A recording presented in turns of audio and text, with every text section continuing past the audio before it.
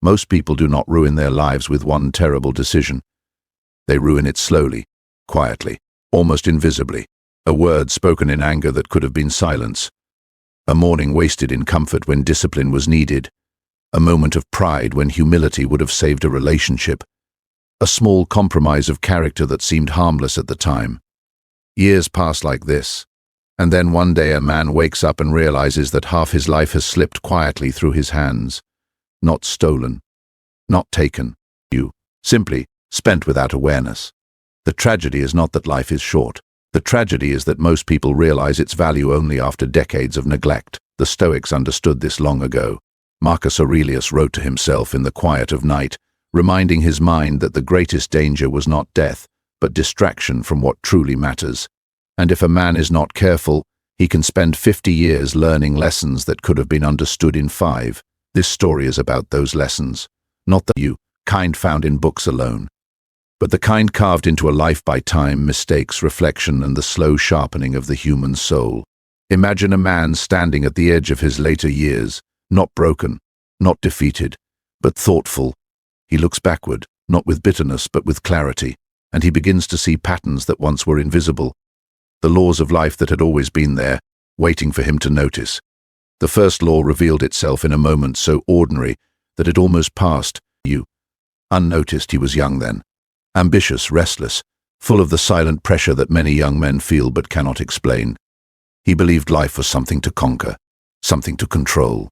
He believed strength meant pushing harder than everyone else, speaking louder, proving himself at every opportunity. But one afternoon, while walking through a crowded marketplace, he noticed an old craftsman sitting quietly beside his small wooden stall. The old man was carving something delicate from a piece of walnut wood. There was no rush in his movements, no frustration, no urgency, just patience. The young man watched him for several minutes.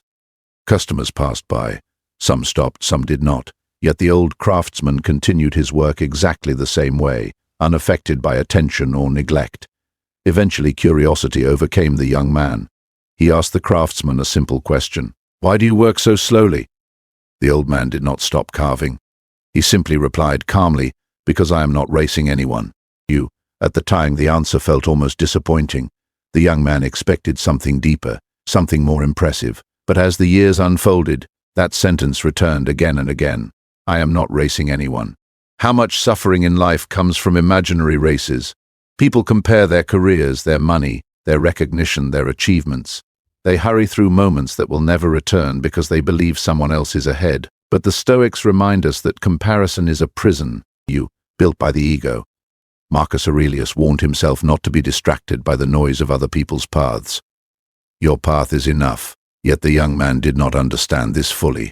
Not yet. Understanding rarely arrives immediately. It arrives slowly, like dawn. Another law began to reveal itself during a difficult season of his life. Failure had come quietly, not in a dramatic collapse, but in a series of disappointments, plans that did not unfold, efforts that produced little reward. Recognition, that never arrived. He began to feel what many people feel during such times, a quiet resentment toward the world. Why do others succeed while I struggle? Why does effort not guarantee results? Why does life feel unfair? One evening he visited an old teacher who had mentored him in earlier years. The teacher listened patiently, not interrupting, not correcting, just listening. When the young man finished speaking, the teacher asked only one question. Which of these things were truly under your control? The question hung in the air. At first it felt irritating, almost dismissive, but the teacher continued gently. You suffer because you demand control over things that do not belong to you. The young man protested. But my work, my goals, my future, surely those belong to me. The teacher shook his head slightly. Your effort belongs to you. Your character belongs to you. Your discipline belongs to you. He paused. But outcomes do not. This was the second law. The ancient Stoic boundary between what is ours and what is not. Most people spend decades fighting reality itself, demanding that life obey their expectations. Yet reality has never signed such an agreement. The young man resisted this idea for years, but slowly he began to observe something. The moments when he focused on outcomes brought anxiety. The moments when he focused on effort brought peace, because effort is within reach. Outcome is not. And when a man understands this distinction, something powerful happens. He becomes calmer, not passive, but grounded, like a tree whose roots finally reach deep soil. Yet even with these insights, life continued to test him, because knowledge alone does not transform a person. Experience must shape it. Time must confirm it. And the third law appeared during a period of deep frustration. He had been working tirelessly toward recognition in his profession. Years of effort, late nights, sacrifice, and still others seemed to move forward faster. One night, exhausted and discouraged, he sat alone reflecting on his situation. A quiet realization began to emerge. He had built his sense of worth on external approval, praise, status, recognition, invisible currencies that change their value depending on the opinions of others. But if your value depends on the crowd, your peace will always be fragile. The Stoics warned about this trap centuries ago. Epictetus often reminded his students that seeking validation from others is like handing strangers the keys to your emotional state. And strangers are careless with such power. The young man slowly began to understand. Respect is admirable. Recognition can be pleasant. But neither can be the foundation of a stable life. True stability comes from something far more private. Character. The quiet knowledge that you acted with integrity whether anyone noticed or not. This realization changed the way he worked. He no longer chased applause. He focused on excellence itself. And strangely, this shift made his work better. Not because recognition suddenly arrived, though sometimes it did, but because the pressure had disappeared. Work became expression rather than performance. And with that freedom came clarity. Yet the most difficult lessons were still ahead. Because life saves its deepest teachings for moments when comfort disappears. When certainty fades. When a person is forced to confront the limits of their own control. And the young man would soon face such a moment that would reveal another Stoic law, one that many people spend an entire lifetime resisting. The law that teaches us how to face hardship without bitterness. The law that separates fragile minds from resilient ones. But before that lesson could emerge, life would first ask a question that every human being must eventually answer. What kind of person will you become when circumstances refuse to cooperate with your plans? The answer to that question would begin to unfold in ways the young man never expected. And with it, the slow discovery of wisdom that could have saved him 50 years, if only he had understood it sooner. Hardship rarely announces its arrival. It does not knock on the door politely or warn us with clear signs. More often it enters quietly, disguised as inconvenience, disappointment, or loss. And by the time we recognize it for what it truly is, it has already begun its work on us. The young man encountered such a moment in a year that began with great expectations. He believed he was finally approaching the life he had imagined for himself. His work had improved. Opportunities seemed closer. His confidence was rising, and with it came the familiar feeling that perhaps life was finally beginning to reward his effort. But life has a way of interrupting such confidence. Within a few months, several things began to fall apart. A project he had invested years into collapsed unexpectedly. A trusted partnership dissolved in quiet disagreement. He had carefully arranged dissolved into uncertainty. Nothing catastrophic, no dramatic disaster. Yet together these disappointments created something heavy inside him. A quiet weight that followed him through his days. At first he resisted the feeling. He tried to work harder, push forward, ignore the frustration. But resistance often strengthens what we attempt to avoid. One evening, while walking alone through a quiet park, he noticed an old stone bench beneath a tree whose branches had grown twisted with time. He sat there longer than he intended, watching the slow movement of clouds above. There are moments in life when silence begins to speak, and in that silence a difficult truth appeared. He had been fighting reality. Not just his circumstances, but reality itself. He had built a quiet expectation that life should reward effort quickly, that plans should unfold as imagined, that fairness should govern outcomes. But nature does not operate according to personal expectations. Marcus Aurelius reminded himself constantly of this fact. The universe follows its own order, indifferent to our complaints. The young man realized that most of his suffering had not come from the events themselves. It came from his resistance to them. This was the fourth law. Do not demand that life happen the way you want. Learn to want it the way it happens. At first, this idea seems like surrender. Many people misunderstand it as weakness, as passive acceptance of difficulty. But the Stoics never meant it that way. Acceptance does not mean approval, it means clarity. When a storm arrives, the wise sailor does not argue with the wind. He adjusts the sails. The young man began to experiment with this shift in perspective. Instead of asking, "Why is this happening to me?" he asked a different question. "What does this moment require from me?" The difference was subtle but powerful. The first question creates resentment. The second creates responsibility. Responsibility, even in hardship, gives a person strength. Gradually, he began to notice something remarkable. And he stopped arguing with reality. His mind became calmer. Problems did not disappear, but his ability to face them improved. And this revealed another quiet truth. Resilience is not built during easy seasons. It is built when life refuses to cooperate. The fifth law emerged during a conversation he had with a colleague who had experienced far greater losses than he had. The man had endured financial collapse, illness in his family, and years of uncertainty.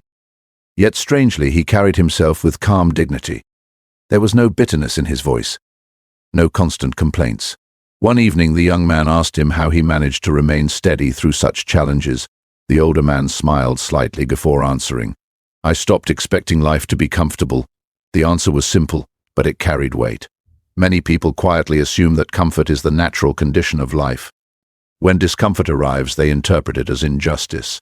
But the Stoics held a very different view. Difficulty is not an interruption of life. It is part of its structure. Just as winter belongs to the year, hardship belongs to the human experience. Once a person accepts this truth, something interesting happens. Hardship loses its power to shock. It becomes expected terrain rather than an unexpected attack. The young man began to understand. Resilience is not the ability to avoid difficulty. It is the ability to remain steady within it. This understanding changed the way he approached his work and relationships. Instead of seeking constant ease, he began to train his mind for endurance. He became less reactive, less emotional when plans changed, less dependent on comfort for motivation. And slowly his character began to harden in the quiet, disciplined way that Stoicism encourages. Yet there was another law he had not yet discovered, one that would challenge him in a much more personal way. It arrived through something far more subtle than failure. It arrived through pride. Success, even in small forms, has a strange effect on the human mind. After surviving his difficult season, the young man began to experience gradual improvement again. His work gained attention. His reputation strengthened. People began to seek his advice. Opportunities appeared more frequently. And with this progress came a quiet voice inside him, a voice that whispered dangerous thoughts. "You have earned this. You are better than those who doubted you. You deserve recognition now." At first, the voice felt justified. After all, he had worked hard. He had endured setbacks. Surely confidence was natural. But confidence easily transforms into arrogance when left unchecked. The warning arrived during a small interaction that might have gone unnoticed. A younger colleague approached him with a question one afternoon. The young man, distracted and impatient, answered briefly and dismissively, before returning to his work. It was a minor moment, almost forgettable. But later that evening, something about the exchange disturbed him, not because of what he said, but because of how he said it, the tone, the impatience, the subtle belief that his time was more valuable than the other person's curiosity. He remembered something he had once read in Marcus Aurelius' Reflections. When you wake in the morning, remind yourself that you will meet people who are inexperienced, impatient, confused, but they are like you. They are human beings sharing the same world. The realization stung. Pride had quietly entered his character. And pride, if allowed to grow, blinds a person faster than ignorance. This was the sixth law. Success tests character just as much as failure. Many people imagine that hardship is the greatest challenge. But in truth, success often reveals a person's weaknesses more clearly. Failure humbles. Success inflates. Without self-awareness, a man can lose his balance quickly. The young man began practicing something the Stoics valued deeply: humility through reflection. Each night he reviewed his actions quietly. Where had he spoken unnecessarily? Where had ego replaced patience? Where had he allowed praise to distort his judgment? This nightly discipline became a mirror, and slowly that mirror kept his character aligned. But life was not finished shaping him, because beyond pride, beyond hardship, beyond ambition, there remained another challenge: that every human being eventually faces, the challenge of time itself, time which moves quietly regardless of our awareness, time which rewards attention but punishes delay. And it was through time that the next law would reveal itself, a law that explains why so many people wake up decades later filled with regret. The young man would soon discover that the greatest waste in life is not failure, it is postponement, the quiet habit of believing there will always be more time. And that illusion has stolen more dreams than hardship ever could. Time rarely announces the moments that will one day matter most. It moves with such quiet patience that a person can live inside it for years without noticing its silent work. Days arrive, days leave. The sun rises and falls with perfect indifference, and within that rhythm, entire chapters of life pass unnoticed. The young man had begun to mature in ways he could not yet fully see. The earlier lessons about control, hardship, pride had shaped him, softened certain impulses, sharpened others. Yet there was still an illusion quietly living inside his mind. It was the illusion of later. Later I will begin. Later I will become disciplined. Later I will say the things that need to be said. Later I will live the life I know I should live. Most people carry this illusion with them for years, sometimes decades. It feels harmless because the future always appears wide and generous when we look toward it. The mind imagines endless time, waiting patiently ahead. But time is not patient. It simply moves. The seventh law revealed itself on a morning that seemed ordinary. The young man had woken later than he intended. Nothing unusual. It had happened many times before. The room was quiet, sunlight pushing softly through the window, the world already beginning its daily movement outside. He sat on the edge of his bed, feeling that familiar thought appear. I will begin tomorrow. Tomorrow I will wake earlier. Tomorrow I will start the work I have been delaying. Tomorrow I will organize my life properly. But something about that moment felt different. Perhaps it was the accumulation of years. Perhaps it was the subtle voice of experience that had grown stronger inside him. He asked himself a simple question. How many tomorrows have I already spent? The question unsettled him. Because the answer was not small. Days had slipped away through hesitation, through distraction, through comfort disguised as rest. None of them felt catastrophic at the time. Each delay seemed minor, almost invisible. Yet when gathered together across years, those small delays formed something much larger, a pattern. Marcus Aurelius often wrote about this quiet theft, not theft by others, but theft we commit against ourselves. Hours lost to trivial thoughts, to meaningless arguments, to the endless pursuit of things that bring neither peace nor growth.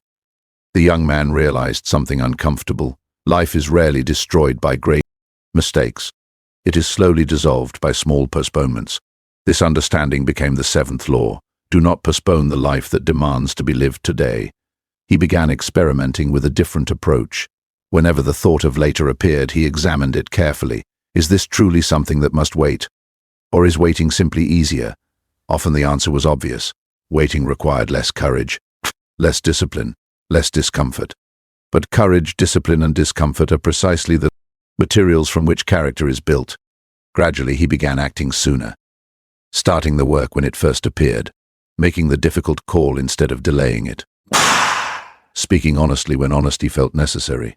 These small acts created a quiet transformation in his life. Not dramatic, not sudden, but steady. And with this shift came a new awareness of something else. Distraction. The modern world offers endless forms of distraction, though even in earlier times people found ways to fill their minds with unnecessary noise, conversations without substance, concerns without importance, endless speculation about things outside one's influence. The young man began to observe how easily attention could be stolen. He would sit down with the intention to work, only to find his mind drifting toward irrelevant worries. He would begin reading something meaningful, then suddenly feel the urge to check something trivial. The mind, he realized, was like a field. If left unattended, we grow naturally. The Stoics understood the danger of an undisciplined mind. Epictetus warned that without attention to our thoughts, we become servants to them rather than masters. This realization introduced the eighth law. Guard your attention as carefully as a king guards his treasury. Attention is life. Where your attention goes, your energy follows. Where energy flows, character is shaped. A distracted mind cannot build anything meaningful. So he began practicing a simple discipline. When working, he worked fully. When resting, he rested without guilt. When speaking with someone, he listened with real presence rather than partial attention. At first, this required effort. The mind constantly attempted to wander. But with practice, something interesting happened. His focus deepened. Tasks that once felt exhausting became easier because they were no longer fragmented by constant interruption. Even his relationships improved. People feel when they are truly heard. They sense attention is sincere. Yet as his awareness sharpened, another truth slowly appeared. A truth about speech. Words are powerful tools, but they are also dangerous when used carelessly. The young man had always considered himself thoughtful, yet he began noticing how often people, including himself, spoke unnecessarily. Opinions offered without invitation. Arguments pursued without purpose.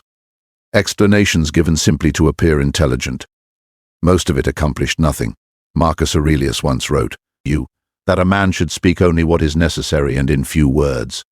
Not because silence is superior to speech, but because careless speech reveals an undisciplined mind. The young man began observing his conversations more carefully. How often did he interrupt others? How often did he speak simply to fill silence? How often did words escape his mouth before his mind fully considered them? The answers were humbling. This awareness gave birth to the 9th law. Speak less, observe more. Silence has a strange effect on the human mind. At first it feels uncomfortable. People rush to fill it. But when embraced intentionally, silence creates clarity. You hear more. You notice more. You understand people more deeply. And perhaps most importantly, you give your own thoughts time to mature before expressing them. The young man practiced this discipline gradually. He allowed pauses in conversation. He asked more questions rather than offering immediate opinions. He resisted the urge to respond to every statement. Something fascinating happened as a result. People trusted him more. Not because he spoke impressively, but because when he did speak, his words carried weight. Silence had given them gravity. Yet the deeper lessons of life were still unfolding. Because beyond time, beyond focus, beyond silence, there remains something even more challenging. Responsibility. True responsibility does not mean controlling others or dominating situations. It means accepting that your life, character, your actions belong to you alone. And the young man would soon face a moment that forced him to understand this truth completely. A moment where blaming circumstances would be easy, where excuses would be tempting, where avoiding responsibility might feel comfortable. But comfort rarely produces wisdom. And the law that awaited him next would reveal something profound about the nature of strength itself. A strength not built through control over others, but through mastery of oneself. There comes a moment in every life when the mind can no longer hide behind excuses. For years, a person may quietly blame circumstances, blame timing, blame other people's decisions. These explanations often feel convincing because they contain fragments of truth. Life does present obstacles. Other people do affect our paths. Chance does shape outcomes. Yet beneath all these forces remains something that belongs entirely to us, our response. And sooner or later, life arranges a moment when this truth becomes impossible to ignore. For the young man, that moment arrived during a period when everything seemed uncertain again. Not the sharp disappointment he had once known earlier in his life, but something slower, heavier. Responsibilities had grown. Expectations from others had increased. The simplicity of youth had faded into the complex demands of adulthood. There were people depending on him now. His choices affected more than just himself.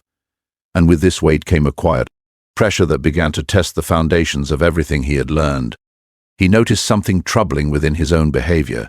Whenever difficulties appeared, his mind searched quickly for explanations outside himself. The economy was difficult. The timing was wrong. Other people were unreliable. Circumstances were complicated. None of these explanations were entirely false, yet something about them felt incomplete. One evening he sat alone again, reflecting on the direction of his life. The room was silent except for the faint sound of wind moving past the window. And in that quiet space, a question emerged. If every obstacle disappeared tomorrow, would I truly be ready? The question was uncomfortable, because the honest answer was not certain. It forced him to examine something deeper than circumstances. It forced him to examine his own discipline. Had he been as focused as he claimed? Had he used his time as wisely as he believed? Had he trained his character with the same seriousness he expected from life? Slowly, painfully, he began to recognize something. Responsibility had been incomplete. He had accepted responsibility for effort when it was convenient. But when results disappointed him, responsibility had quietly shifted toward external explanations. This recognition revealed the 10th law: own everything that is within your influence. The Stoics believed deeply in personal responsibility, not as a burden but as a form of freedom.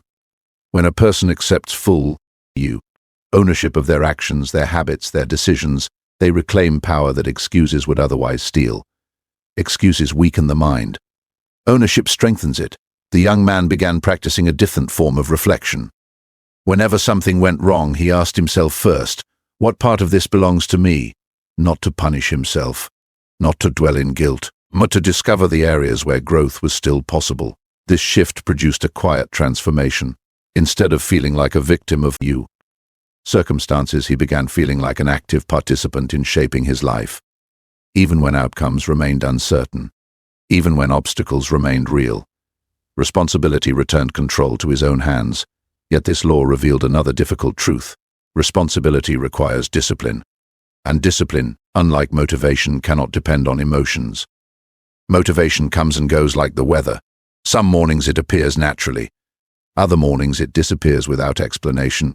If a person waits for motivation before acting, progress will always be fragile. The young man had once relied heavily on motivation. When he felt inspired, he worked with great intensity. But during periods of low energy, productivity slowed and consistency disappeared. He realized that inspiration is unreliable. Discipline must replace it.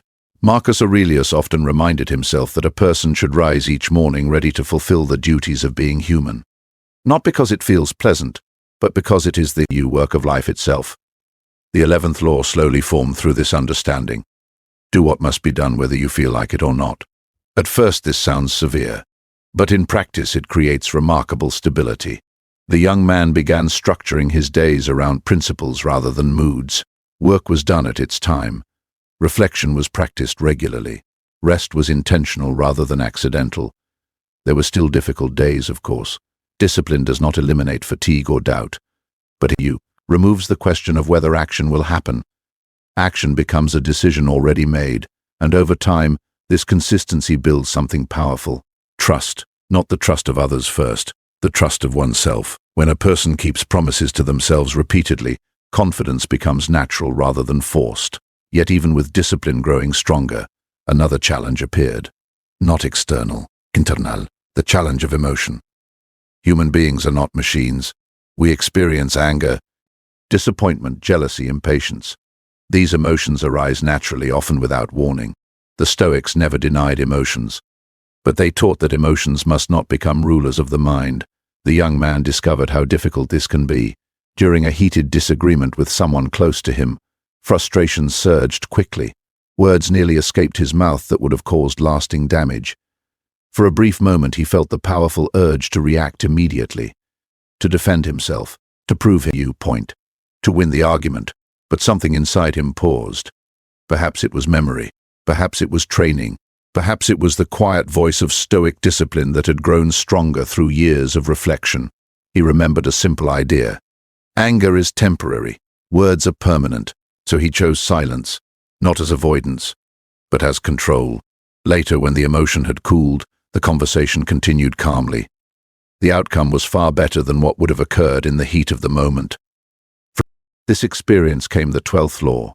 Do not let emotions make decisions your wisdom would regret. Emotions are signals.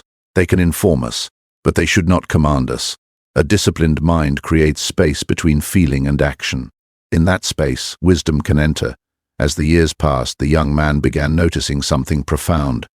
Many of the greatest mistakes in human life occur in moments when emotion overrides reflection. Anger destroys relationships. Pride destroys humility. Fear destroys opportunity. But patience cultivated carefully protects all three. Yet there remained one final dimension of life that he had not fully understood, something deeper than discipline, deeper than responsibility. Something that determines whether all these laws truly shape a meaningful life. Purpose.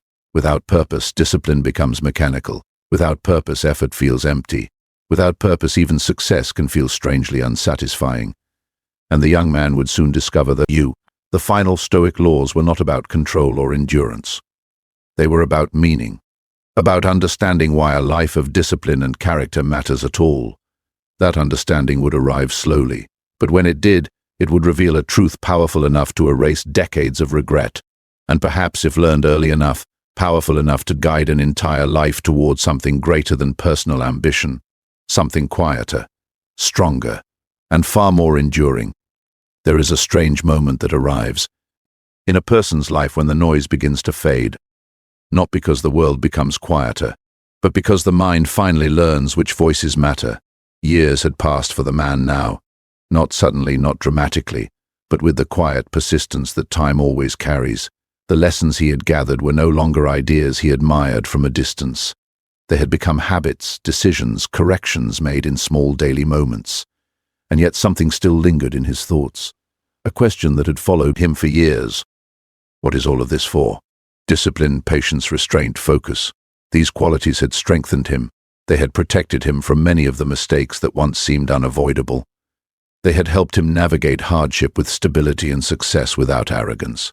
But there remained something deeper, because a life built only on control can become rigid. A life built only on endurance can become heavy. Stoicism was never meant to turn a person into stone. It was meant to turn a person into something far more human. A person who understands life deeply enough to live it wisely. The realization came during a simple encounter that might have seemed unimportant to anyone else.